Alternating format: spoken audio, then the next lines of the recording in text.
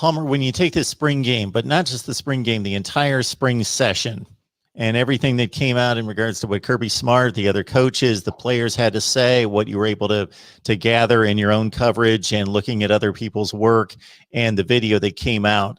And would there be a player or two or three, wherever you want to take that did themselves a lot of good this spring, or other storylines or themes that jumped out that either became a highlight or a concern or something else that you feel different about this football team today than you did a month ago?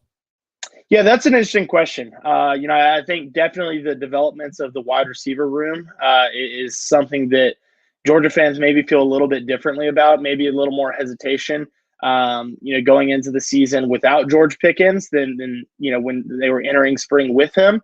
But I think in terms of a player that really took advantage of that opportunity, I mentioned Adonai Mitchell. I'm coming out of spring incredibly high on him. Just in terms of replacing Pickens and, as an early enrollee, making a name for himself early on. He's a guy that I think really helped himself. But I'm going to go a different direction here and talk about the defensive backs, because I think that's a story that, there was a lot of questions coming into spring about how those defensive backs would look. And I think there's still some questions to be answered there. Maybe that's something that, I think that's an area that Georgia could target in the transfer portal. If they've got Tyke Smith coming in from West Virginia, he'll probably end up playing the star position. He's more of a safety type than, an outside defensive back, playing at corner. But, in terms of the guys that they have here, I think Jalen Kimber, really made some progress this spring. Kelee Ringo continues to develop. Amir Speed is a guy that, I think a lot of Georgia fans, knew the name because he's been around the program for a long time, but I don't think anybody really expected him to be, the guy. I think Kelee Ringo is probably the guy that people turned to and said, hey, pencil him in as a starter this fall. Well, not so fast. Ringo, is continuing to develop, but you've got Kimber and Speed there that are giving him, a run for his money in terms of a starting spot at corner. I think those three guys are likely to be rotating at corner this fall, unless Georgia goes out and gets someone out of the transfer portal there, which I think is certainly likely. And I think along the lines of the transfer portal, you could see Georgia targeting a wide receiver there as well. If they've got 2 spots left in terms of initial counters and transfer spots, obviously things change when guys transfer out of the program.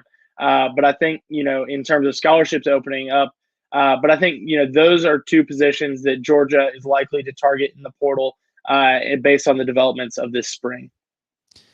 Now, Palmer, as you well know, in covering this team in college football for a while, we've got to this point of the calendar where you don't want to hear any news. You don't want to hear anything until August, because if you hear something, that means somebody got hurt or somebody got in trouble.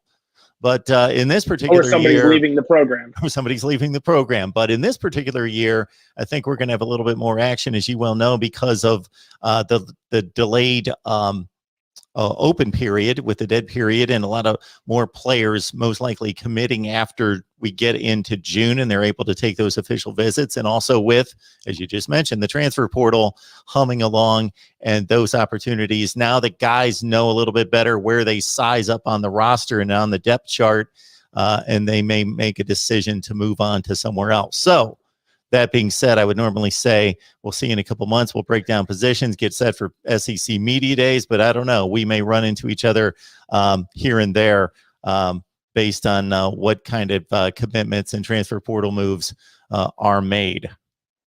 Yeah, I think, it's an exciting time for college football because, with, like you said, with everything opening back up in June in terms of recruiting, with the developments of the transfer portal and this one-time transfer policy, it's definitely there is no off season.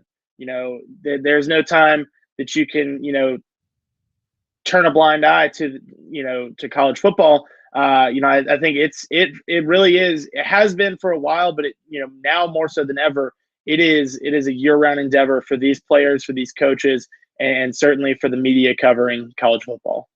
Absolutely. Check out all our videos with Palmer. We've broken down the positions. So we've looked at all the recruiting and so forth as we've headed now toward August. Palmer, as always, we appreciate you stopping by. Know you've got a ton on your plate and appreciate you taking the time. Yeah, thanks for having me on, Mark.